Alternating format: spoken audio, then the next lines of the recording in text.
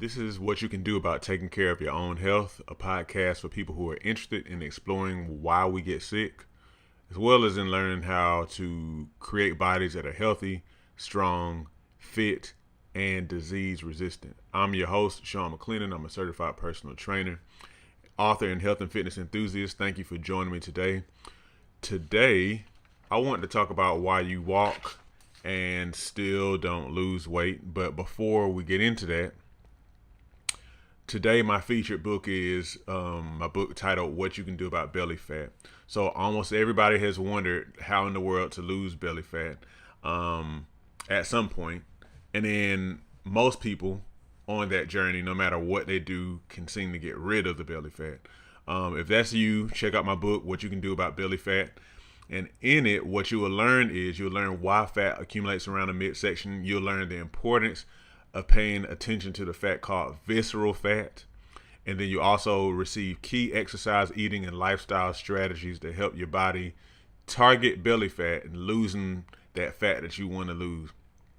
And this is based on my personal training experience, as well as in my experience with reducing my own body fat to roughly 10%. If you're ready to take steps to melt belly fat away naturally and keep it away, this is your book. Make sure you go to Amazon.com and look for the book title. You can look at the link below this video to get your copy. That's on Kindle and on in paperback. Okay. All right. Let me see if I have anything else to take care of. I don't. All right. So let's talk about this. Why do you walk and not lose weight? First of all, walking is hands down probably the best exercise you can do in a sense.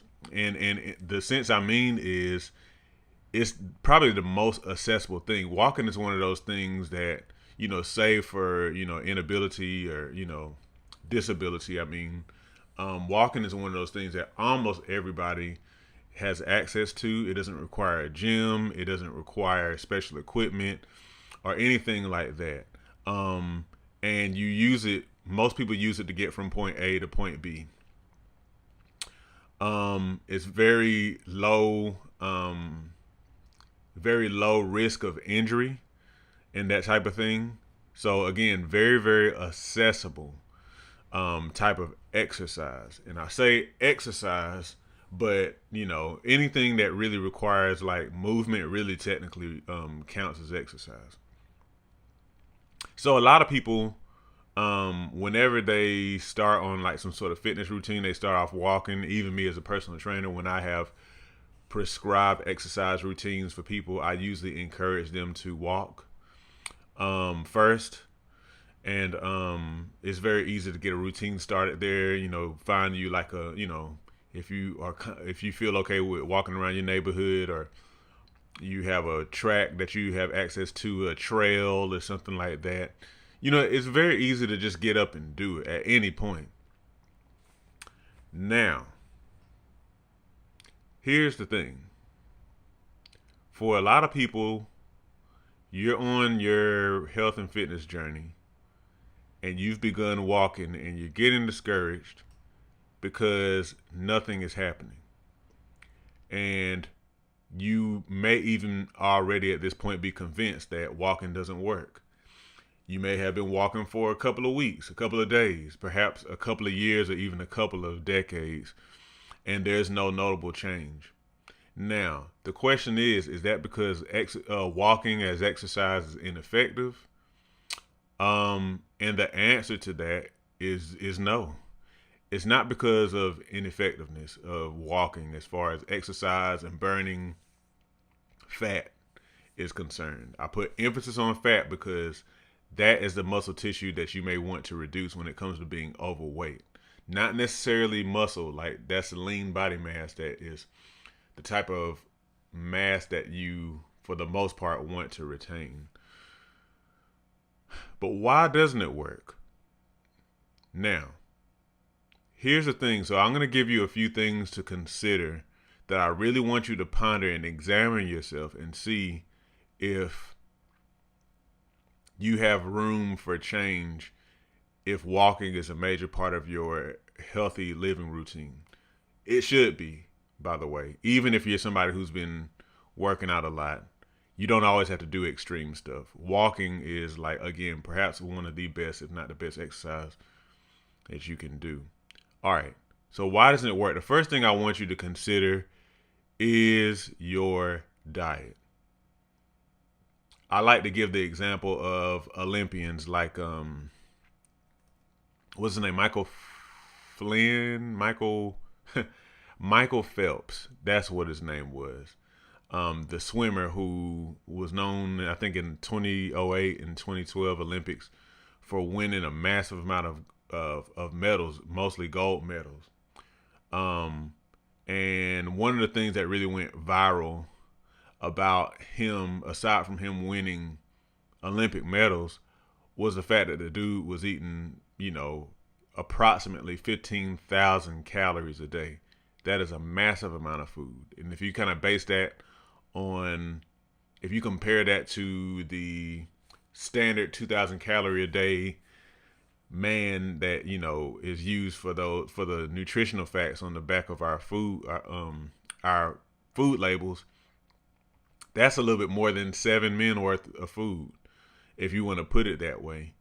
But the reason why he was able to ingest that massive amount of food is because the dude was swimming, about 6 hours a day,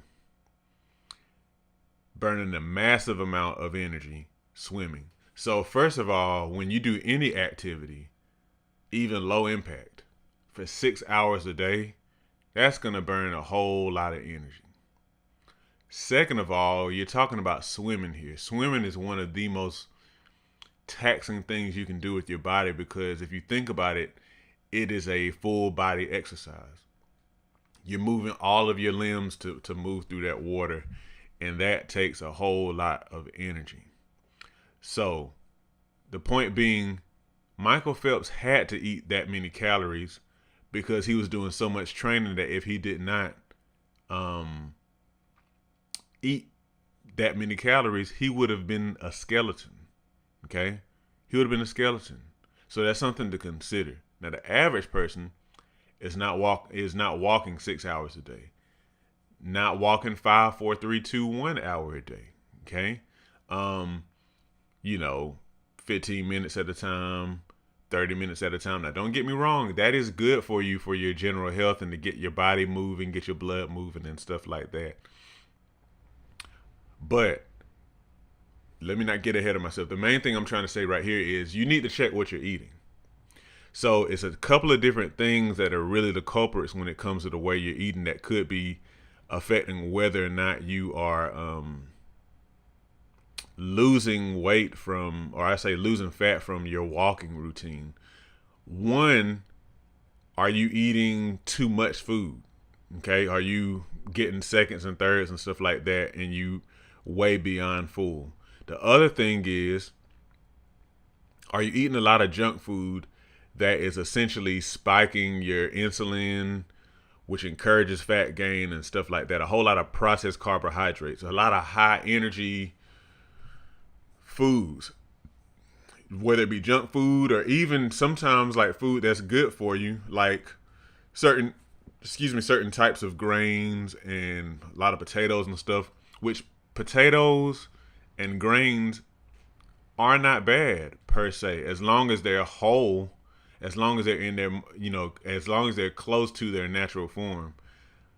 But if you're somebody who needs to lose fat, you actually have a need to access your fat storage, which means that you're going to have to reduce the amount of energy that you consume through high carbohydrate foods, even if they're healthy, especially if they're unhealthy, but even if they are healthy. Okay? So yeah, that's just the plain and simple of it. I'll never say that carbohydrates are evil, because they're just not. It's just an energy source for the body. But one of the biggest reasons why people suffer so much from obesity and being overweight, even whenever they eat more whole food sources, is because they continue to consume way more energy. And I choose to call carbohydrates energy because that's how your body uses them. They consume way more energy than they need. and therefore their bodies, whenever you eat more energy than you need, then your body automatically is going to store it. Not, and that doesn't make fat evil. It just makes your body smart, because it's like, you know what? I'm gonna take this. Your body is a natural saver, and so your body is going to save that for a later time. The thing is, you never access those fat savings. You never do, and so, or you are consuming so much energy that you can only add to your fat savings. So the amount of walking that you're doing is not budging your your fat storage, because you're literally consuming too much energy, mainly in the form of carbohydrates, especially if it's unhealthy carbohydrates, processed carbs, a lot of ice cream and cake and sodas and juices, even if they're 100% juices, sweet tea, all that. Now, the other thing you need to consider, and I could go a few different ways, but I'm going to try to keep it simple here because sometimes it's kind of easy to get into the weeds. But the other thing you need to consider if your walking routine is not working is, how much are you walking? Now, again, kind of going back to my Michael Phelps example, or one kind of like that. So a family relative of mine embarked on a very consistent walking routine. He got more time on his hands, and started to walk, mainly in part for health reasons, but then also just to kind of like, just to do it, something to do, clear your mind and that type of thing.